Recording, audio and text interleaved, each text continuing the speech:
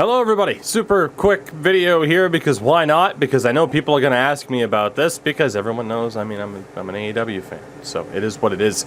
Yeah, wanted to talk about one Dynamite Grand Slam, especially because when I'm streaming as this video goes up, I can just tell people, hey, go watch this video and then come back to the stream, so it's going to be great. This was an awesome show, man.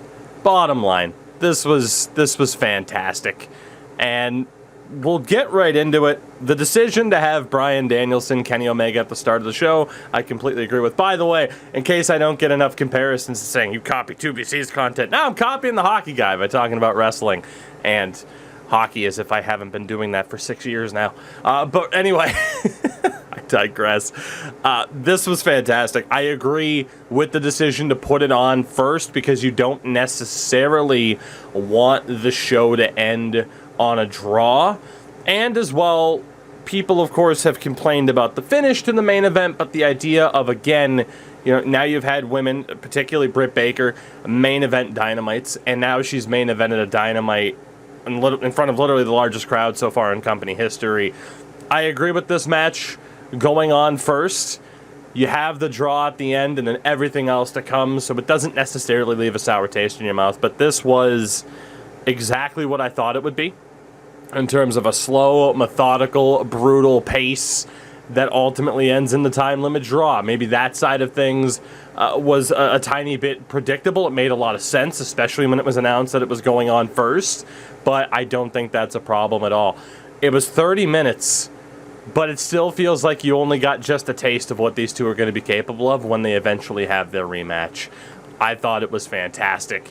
I am, shocked that Bryan Danielson's chest from the chops was so broken up.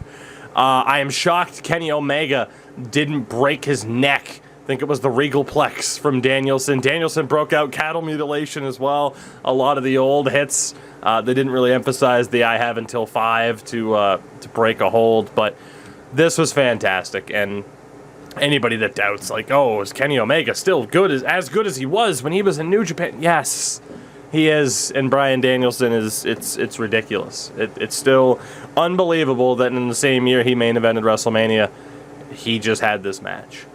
Incredible. God bless CM Punk for trying to follow that up. I am a little bit surprised, though, I will say about the main event, that they didn't exactly give, at least on TV, the moment of Danielson kind of getting a standing ovation. It was just the post-match attacks, the clearing, setting up the six-man tag on Rampage. That was, I was a bit surprised by that, but if that's the worst thing I have to say about a match, then there you go. The CM Punk promo I thought was great. It almost looked like the crowd was struggling to kind of get into it because they just seemed so gassed from the opening match. But I thought it was fantastic, and I am going to do my best to avoid spoilers here because I'm really excited for Punk and Hobbs. I think it's going to be fantastic. MJF and Wardlow. Or MJF and Wardlow. MJF and Brian Pillman Jr. Wardlow out there. I'm going through the Observer site just to make sure I don't miss anything. But MJF and Pillman was good. Good to okay. It was fine. It certainly wasn't a bad match at the end of the day. I will say I think a lot of people are going to be upset that Brian lost, but it is the right move. The star levels are where they are. The bottom line is they were able to use these couple of weeks to get MJF, an opponent. And a short-term opponent as well, because obviously this isn't the long-term plan. I was also kind of expecting, and it kind of went out the door once we realized that the Omega-Danielson match was going on first. I was kind of expecting this match to maybe end in a DQ. I like the idea that people were speculating of Pillman kind of losing it a little bit. Obviously loose cannon style, but I don't hate that MJF won this. In terms of star power, it's not as if a win here was going to really make Pillman long-term. He benefited a lot in this short amount of time. Does he look like a geek for losing? Maybe, I guess, but just gets more heat on MJF. I thought it was great for that reason at the very least. But the match itself was solid. Nothing overly ridiculous. Jericho and Hager cut another promo. I'm not overly excited about that, I gotta be honest. Like, it's fine. I don't know, man. It's a bit weird because like, I respect Dan Lambert for the shtick of he's basically playing Jim Cornette. I still feel a little bit weird about Chris Jericho. He's a very complex human being, is what I'm going to say. I'm sure it'll be a decent match, though. And then, thank God, Malachi Black and Cody was fantastic. I really, really enjoyed it. And I will say this. Number one, again, thank God Malachi Black won. Secondly, I don't understand how some people don't see that this is just a continuation of what's been an incredibly long storyline of an incredibly drawn-out Cody Rhodes heel turn. It has to be. And hey, maybe that wasn't the original plan. Maybe this is very close to like, oh yeah, WWE being like, oh yeah, Daniel Bryan was always supposed to win at WrestleMania 30. Maybe not, but it really does seem to me like they've been planting those little seeds for a long time. It's not a coincidence, of course, that Cody goes up against a lot of the younger stars of the company. And now, of course, you've seen what they've gone on to. He's going to turn heel eventually. They're not just going to ignore the fact that he just got booed to death in New York City. Obviously, in terms of character, Cody Rhodes, people are pretty indifferent, if not over it at this point. You know, it's not as if, you know, if he were to be like, hey, I retire and I'm just going to be a backstage guy, that people wouldn't enjoy it for what it is, or, you know, celebrate him for who he is. But at the end of the day, I mean, Malachi Black's the coolest motherfucker in pro wrestling right now, and it's not even close. And him adding The Mist, I think, is fantastic. It's a nice friendly reminder that he's supposed to be a heel. And for the most part in AEW, the fans do treat heels as heels, and they go along with it. But Malachi Black's just too fucking cool. He is. Kind of like Miro, where it's like, alright, he's too fucking cool. It's very tough to get people to boo Miro. I don't know what you could do to get people to boo Malachi Black. I don't think you could, unless he goes after a Bryan Danielson or something, which wouldn't make sense because you don't want either of them to lose right now. But yeah, no, that was fantastic. They announced Sammy Guevara and Miro for Rampage, by the way, which is going to be great. Sting and Darby Allin against FTR.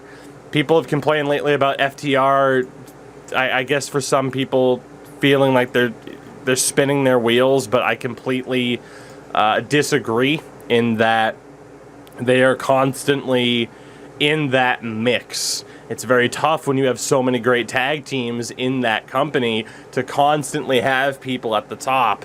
Are they treated a little bit better than some people in the women's division? Sure, but I think people are really failing to realize just how stacked this roster is. And yeah, at the end of the day, in the tag division especially, it is tough to treat guys right now that are kind of in that 2, 3, 4 spot on the totem pole, like an FTR, like Santana and Ortiz, as, you know, upper echelon there. It's very tough to balance that, but FTR is still fantastic.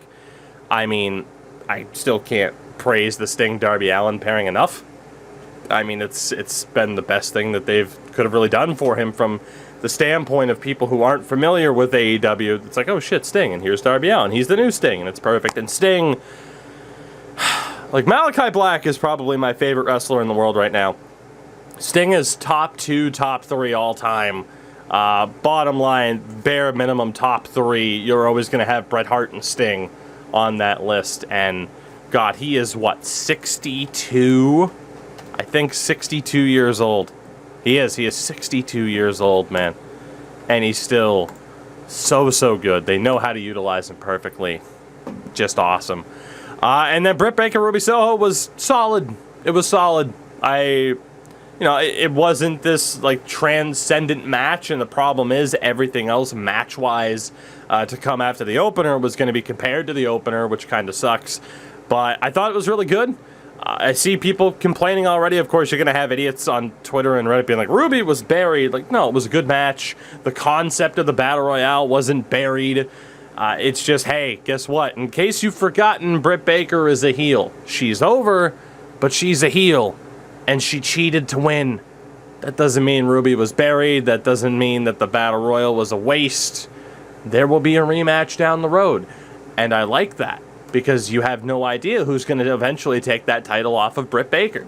Thunder Rosa has a legitimate claim for a rematch. Ruby Soho has a claim for a rematch. They're really starting to focus more on Jade Cargill. There's a bunch of different ways that could go. And I get, at times, the women's division hasn't quite been what people have wanted it to be, but I still think people are overly judgmental at this point because it is certainly not what it was a year and a half ago.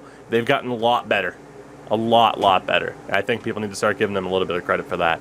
So, Dynamite Grand Slam was fucking fantastic. I mean, it lived up to kind of that hype of a pay-per-view on free TV. Very much looking forward to Rampage, despite it, despite it being 2 hours. And yeah, there you go. My thoughts on Dynamite.